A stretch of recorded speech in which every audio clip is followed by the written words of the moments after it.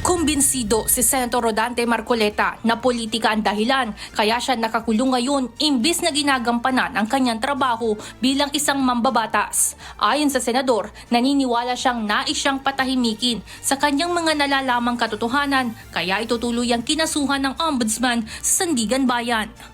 So hindi niyo maaalis sa akin na maisip mo talaga na itong nangyari sa akin lalo was politically motivated. Ang katwiran ay dalawang bagay para hindi ko na gampanan ang tungkulin ko para malaman ng taong bayan kung sino ba talaga ang utak ng pinakamalaking nakawan na naganap sa ating bansa. At hindi na rin ako makakasali sa isang napakahalagang proseso na nagaganap ngayon sa Senado. So nakakalungkot talaga. Giit nito, hindi lang siya ang nakakulong ngayon sa piitan, kundi pati ang umano'y hinahanap na katotohanan ng taong bayan. Nakulangan na rin ang mambabata sa pagtalakay sa flood control scandal sa unang mga minuto pa lamang ng State of the Nation Address o SONA ni Pangulong Ferdinand Marcos Jr. nitong Lunes, kung saan sinabi ng Pangulo ang napipintong pagkakaso laban sa dating speaker ng mababang kapulungan ng Kongreso. Dapat ba yung malapit ng sampahan, hindi man lang binanggit ang pangalan kung sino yung former speaker? Maraming former speaker. So, yun ba ang inaasahan ninyo na sasabihin lang? Kasi talagang dapat nating hanapin talaga ang punot dulo ng pangyayari. Ito ang pinakamalaking pagnanakawan sa ating kababayan.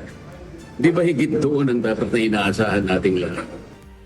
Para naman sa kapwa-akusado na si dating Congressman Mike Defensor, dapat nag-focus umano si PBBM sa isyu ng korupsyon sa kanya naging taunang ulat sa bayan. Ayon sa dating kongresista, ito ang siyang ugat kung kaya't naghihirap ang mga mamamayan. Yung first part, yung corruption, may mga binanggit. Sabi ko nga parang, okay naman yung iba. Kaso nga yung corruption ang pinakamalaking issue dyan eh. Siyempre, maganda yung binanggit tungkol dun sa systems laws, malaking bagay sa taong bayan. Pero importante talaga sana yung corruption. Dahil doon naman ang galit ng tao eh. Kaya bumababa ang rating ng Pangulo, kaya nawawalang pagtitiwala naman sa Pangulo.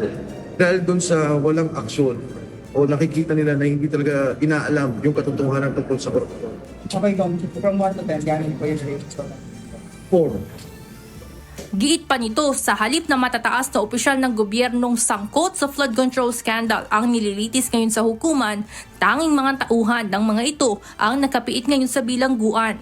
Kapwa-akusado ang dalawa sa kasong plunder at paglabag sa Presidential Decree No. 46 dahil sa umano'y hindi pagdedeklara ni Senator Marcoleta ng 75 million pesos na campaign donations noong tumakbo siya bilang senador, kung saan isa naman sa campaign donor si Defensor. Evan Alvarez, humahataw sa Balita Ngayon.